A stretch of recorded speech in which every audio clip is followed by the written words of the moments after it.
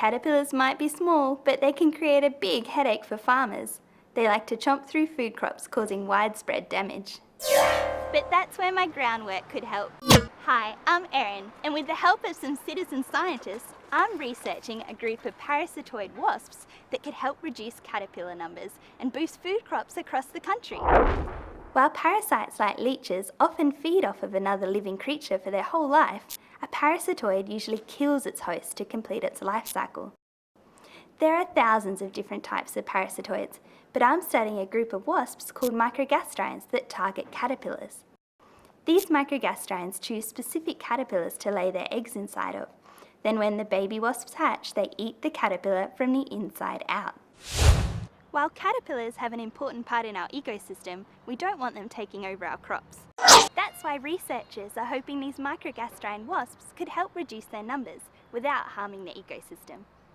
But before we can know if any Australian microgas might be useful for specific crops, we need to know what species live here, how they're related to each other, and what caterpillars they infect.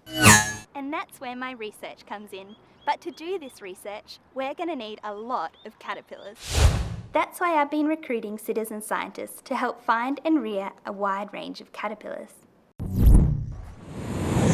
If they find wasps in their caterpillars, they send them in to us.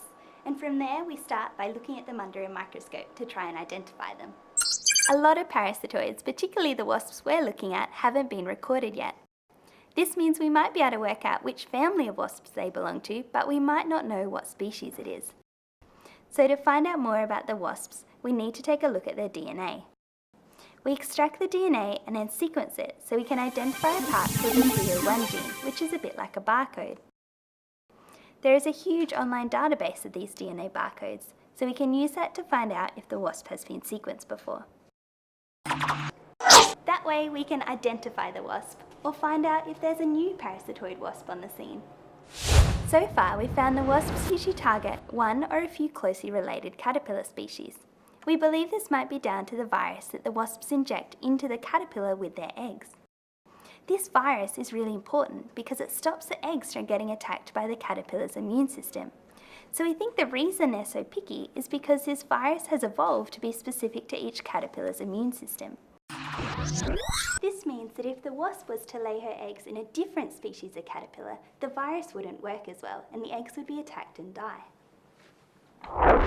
And that's great because it means that they can only attack a limited range of caterpillar hosts, which makes them ideal for targeting a specific pest caterpillar without harming other insects. So this research not only means we can learn a lot more about these insects, but we may even be able to help our farmers in the process too.